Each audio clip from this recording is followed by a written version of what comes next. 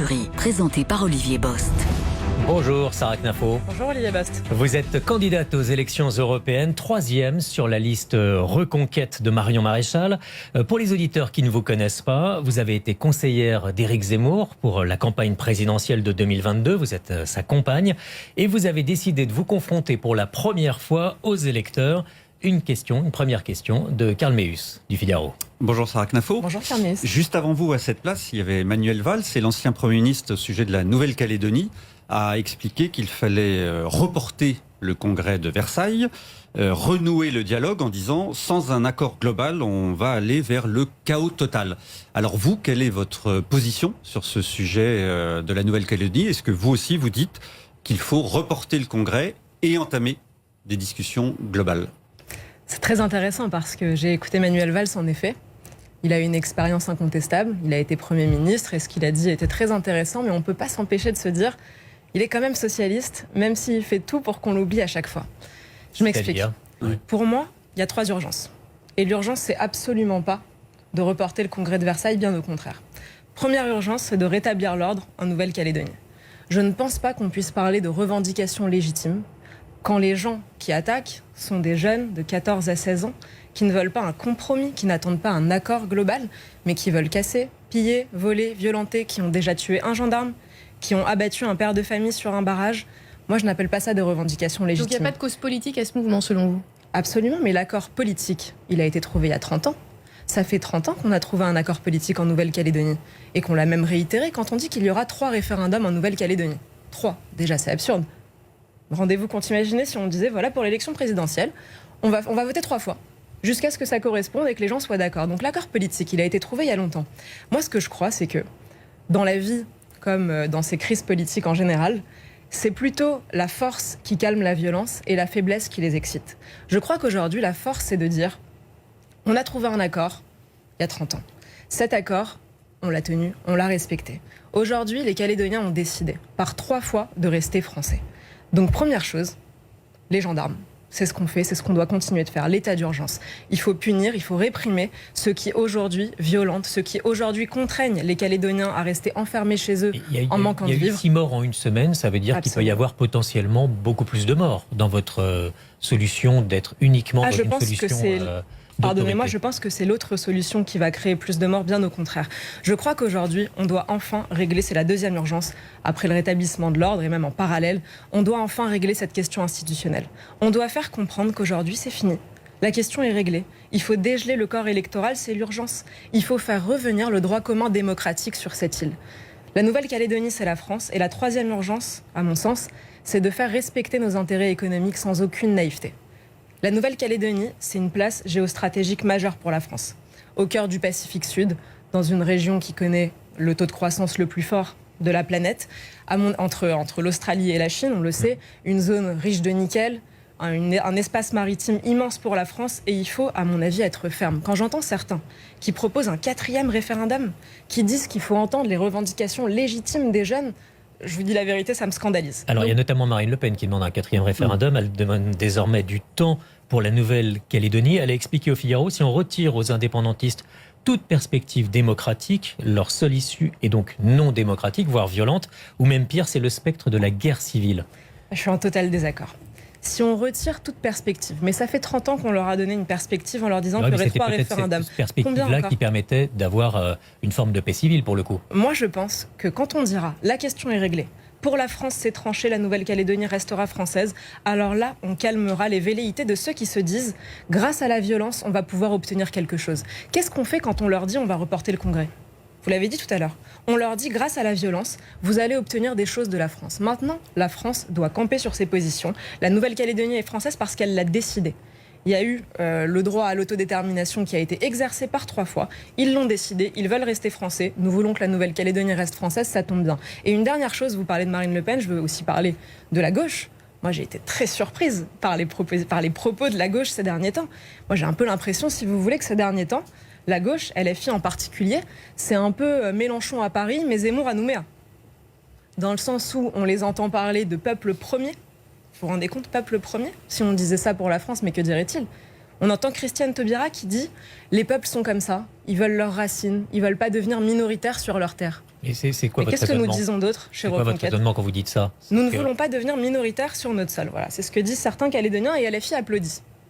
Et pourquoi est-ce qu'ils ne nous comprennent pas quand nous disons nous ne voulons pas devenir minoritaires sur notre sol? Votre étonnement, LFI c'est de dire pousse- nous, on a raison avec la question du grand remplacement en France. C'est ça votre étonnement? Mais la Nouvelle-Calédonie, Parce que c'est la France.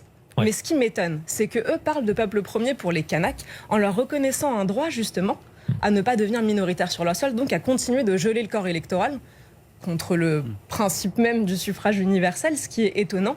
Mais pour les Français, ils ne reconnaissent jamais ce droit. Donc moi, je m'en étonne beaucoup.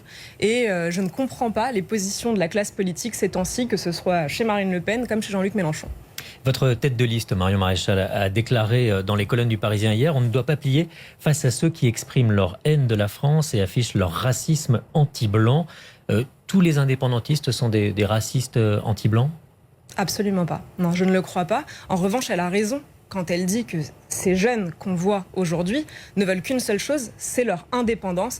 Ils détestent les Calédoniens d'origine européenne. On le voit dans de multiples vidéos quand ils disent on va se faire du blanc. Anti-blanc, c'est pas, enfin, il y a pas de racisme dans les deux sens dans ces cas-là, parce que je ne le crois. Je ne le crois absolument pas. Non, je pense c'est le que racisme anti-blanc en Nouvelle-Calédonie. Absolument, je crois. En tout cas, quand on regarde les images ces derniers temps, on n'a pas vu de Calédoniens d'origine européenne dire, comme disent certains jeunes, je vais me faire du blanc. Je pense d'ailleurs que ces jeunes-là, je le disais tout à l'heure, ils cherchent pas un compromis, ils cherchent à caillasser. Je pense même qu'ils sont soumis à la mainmise des Azéris, peut-être des Chinois, mais en tout cas, oui, ils sont excités dans une forme de haine anti-occidentale. Michel Onfray a repris ce terme d'ailleurs. D'ailleurs, je l'ai vu hier dire qu'il y a un racisme anti-blanc aujourd'hui en Nouvelle-Calédonie. Et je vous le répète, je pense que seule la force et la fermeté calmera ces violences en leur faisant bien comprendre qu'ils n'obtiendront rien par la violence. Une question sur une autre actualité de cette semaine, Pauline Buisson. Oui, dans l'actualité chargée de cette semaine, après l'évasion sanglante de Mohamed Amra par un commando au péage d'Incarville qui a fait 2 morts et 3 blessés, Marion Maréchal, votre tête de liste, a écrit « Il faut les arrêter à tout prix, morts ou vifs ». Après de tels actes, un procès n'est pas indispensable selon vous face à des actes de grand banditisme? Je pense qu'il ne faut pas surinterpréter cette expression de mort ou vif, parce que mort ou vif, c'est tout simplement la doctrine de la police. Quand la police est face à un individu qui a déjà ouvert le feu, qui a tué 2 personnes, sa doctrine, c'est de se dire, si on peut l'attraper vivant, c'est beaucoup mieux, ça permettra un procès, mais s'il est dangereux, il ne faut pas soumettre encore la vie d'un autre policier, d'autres forces de l'ordre, à un tel danger. C'est exactement ce que la police a fait pour Mohamed Merah. S'ils pouvaient l'attraper vivant, ils auraient préféré un procès. Mais s'il était trop dangereux, il fallait l'abattre. Donc bref, mort ou vif. On a vu Marion Maréchal aller à la rencontre des équipes pénitentiaires cette semaine. Quel est le message derrière tout ça? C'est du soutien? Il y a une visée électoraliste? Pourquoi faire? C'est du soutien. Nous, on les soutient depuis longtemps. On n'a pas attendu, malheureusement, la tuerie d'Incarville pour soutenir nos agents pénitentiaires. Elle a bien fait, Marion Maréchal, d'y être. Je pense que c'était un message très fort qu'elle leur a adressé. Elle est allée par 2 fois. Mais moi, ce qui me frappe dans ces affaires le plus, c'est que qu'est-ce qu'on se dit en ce moment? Qu'est-ce que les Français se disent dans la rue, dans les cafés? On a l'impression que ça n'arrête jamais. On n'a même pas pu encore comprendre et retenir ce qui s'était passé à Incarville, que le lendemain, on a un gendarme qui est abattu en Nouvelle-Calédonie. Le surlendemain, on a un Algérien sous OQTF qui tente de brûler une synagogue. Et on se dit, mais quand est-ce que ça va s'arrêter? On n'a même pas le temps de retenir ce qui s'est passé en début de semaine, qui a déjà eu 4 autres faits. Donc, aujourd'hui, ce qu'on a envie de dire, nous, chez Reconquête, c'est qu'il faut mettre un terme à ça. On n'a pas envie qu'on soit soumis à une forme de lassitude qui nous fait accepter ces actes atroces, qui nous fait, si vous voulez, un peu être anesthésié par cette douleur à chaque fois qu'on voit les images et se dire maintenant on a l'habitude, c'est que c'est devenu comme ça la France. Je veux pas qu'on se dise c'est devenu comme ça la France. Donc à mon avis, qu'est-ce qu'il faut faire? Si on reprend ce qui s'est passé cette semaine, on a un plan d'action qu'on peut mettre en œuvre très vite. La première des choses, si je reparle de la synagogue de Rouen, qui a failli être brûlée par un Algérien sous OQTF, encore un, c'est évidemment de faire appliquer les OQTF. Ça a l'air simple de dire ça, et on se dit mais c'est du simplisme, c'est que des mots, on dit faire appliquer les OQTF, tout le monde essaye, personne n'y arrive. Moi je vous dis qu'il y a des solutions qu'on n'a jamais essayées. Pour faire appliquer les OQTF, il ne faut que du tempérament, mais il en faut beaucoup. Il faut aussi convaincre les pays d'origine. C'est ce que j'allais vous dire. Mais pour convaincre les pays d'origine, il faut vouloir les convaincre. On a des moyens de pression énormes.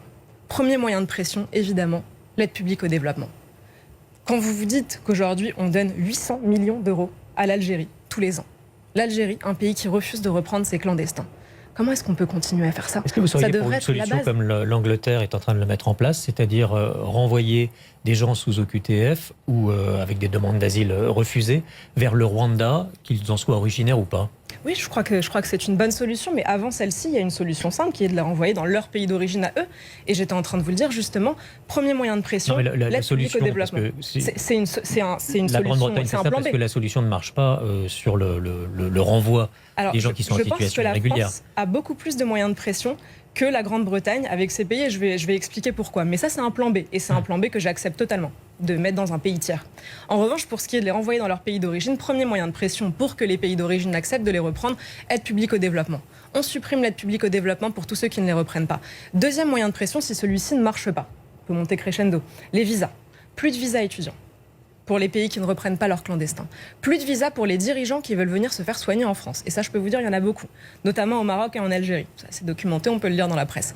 Troisième moyen de pression colossal, c'est presque l'arme atomique, la fin des transferts de fonds. La fin des Western Union de la France vers les pays d'origine. Et si avec tout ça, ça ne marche pas, alors on a encore un dernier moyen, c'est le gel des avoirs, la confiscation des propriétés des dirigeants de ces pays-là. On l'a fait avec la Russie. Je ne vois pas pourquoi on ne le ferait pas avec des gens qui nous laissent sur notre sol des bombes sur pattes, dont on sait qu'elles sont dangereuses et qu'on attend que d'expulser. Il y a un point dans votre programme pour les européennes sur lequel je voudrais revenir et qui concerne l'immigration, c'est l'idée d'une triple frontière. Oui. Triple frontière, pour résumer, c'est un blocus naval militaire en Méditerranée, la détention des migrants des pays hors de l'Union européenne, et puis l'interdiction de circulation dans l'espace Schengen pour les non-européens. Sur ce dernier point, cette interdiction, ça veut dire que vous remettez des points frontières à toutes les frontières françaises. Ouais. Vous remettez Alors, des douaniers. Je repars de la base et ensuite je réponds à votre question. L'objectif de Reconquête, c'est un triple objectif, c'est d'abord dissuader les départs, empêcher les arrivées et contraindre au retour. Comment est-ce qu'on fait? Vous avez dit Contraindre au retour, une vous triple venez d'en frontière. parler. Ouais. Je viens d'en parler.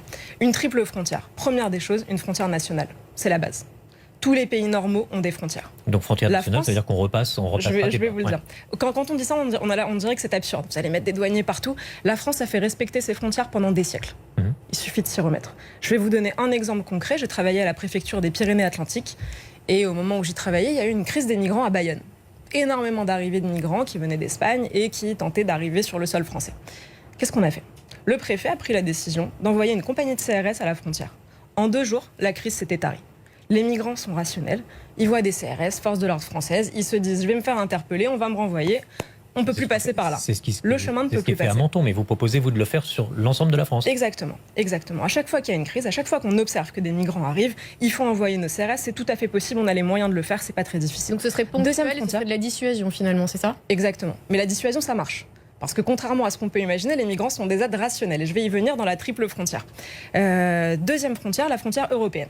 Un blocus naval européen avec les pays qui le souhaitent. C'est-à-dire mettre nos marines nationales en commun pour dissuader, là encore, les bateaux de passeurs, pour les interpeller, pour les faire retourner des côtes d'où ils viennent. Troisième frontière, dans les pays d'origine. Ça, c'est important. Je crois qu'on est presque les seuls à le dire et les seuls à le proposer. Il faut faire des campagnes de dissuasion dans les pays d'origine.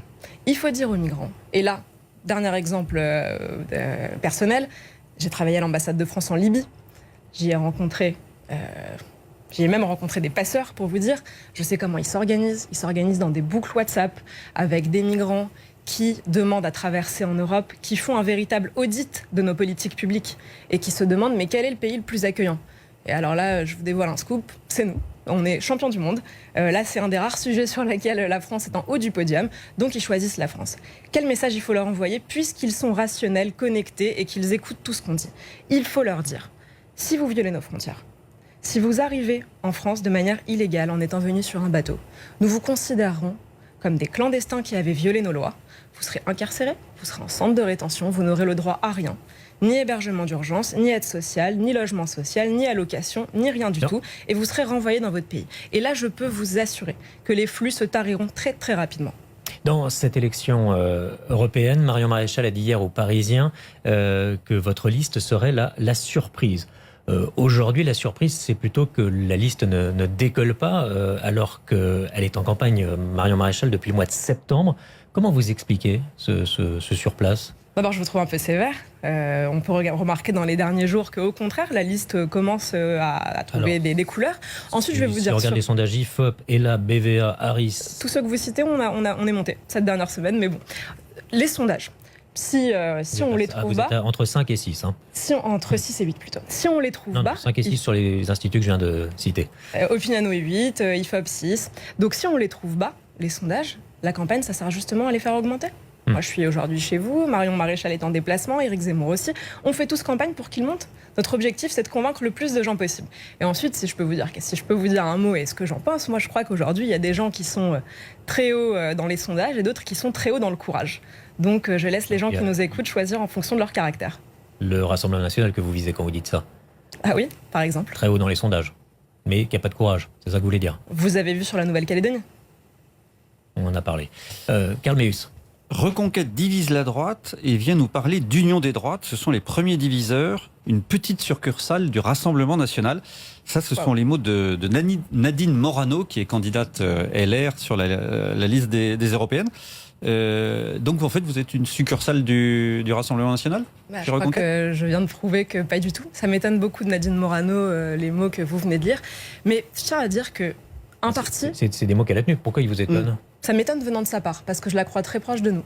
Très proche de nos idées. Vous sentez une fébrilité chez les LR qui, du coup, doivent vous... Je veux pas juger, mais je veux répondre sur le fond, parce que c'est quand même intéressant, la question qu'elle soulève. Moi, je crois qu'un pays dans lequel il n'y a qu'un seul parti qui a le droit de se présenter parce qu'il est haut dans les sondages, ça s'appelle une dictature. La démocratie, ça divise les voix par nature, parce que ça laisse le choix aux électeurs. Nous, ce qu'on dit, c'est on a des différences. On n'est ni les Républicains, ni le Rassemblement national. On est une succursale de personne, je pense qu'on l'a prouvé. On est le parti satellite de personne. On a nos différences, on a notre ligne propre. Aujourd'hui, pour cette élection européenne, je crois qu'on est les seuls à proposer un véritable programme de libération des Européens. On veut libérer les Européens de l'islamisation et du grand remplacement. On est les seuls à utiliser le terme et je viens de citer les mesures qui accompagnaient cette libération. On veut libérer les Européens de la technocratie bruxelloise, de l'emprise de la Commission. On veut libérer l'économie européenne des gabegies bruxelloises et de la tyrannie réglementaire. Et là encore, je crois qu'on est les seuls à aller aussi loin dans ce qu'on propose. Et enfin, on veut libérer les Européens de la propagande woke, de l'endoctrinement qui est trop souvent soutenu par la Commission européenne. Ça, c'est notre programme. Vous dites dans votre programme, j'ajoute une chose dans votre programme, que vous refusez tout impôt européen. Oui. Est-ce que ça veut dire que vous voulez plus que la France participe au budget européen? C'est bien ça? La France participe au budget européen avant la création de tout impôt européen, donc non, c'est pas un corollaire. C'est pas ça. Nous, ce qu'on croit, c'est qu'aujourd'hui, on a trop d'impôts. On est à 45% de prélèvements obligatoires aujourd'hui en France. C'est le taux le plus élevé du monde. Alors, qu'est-ce que vous évoquiez par impôt européen? J'ai pas compris. C'est-à-dire qu'on a bien compris, quand on écoute le discours d'Emmanuel Macron à la Sorbonne, que lui voulait aller vers ça, justement. Financer des politiques publiques européennes via un impôt européen. Nous, on dit qu'on s'y opposera toujours. Vous ne retrouverez jamais aucun député de Reconquête.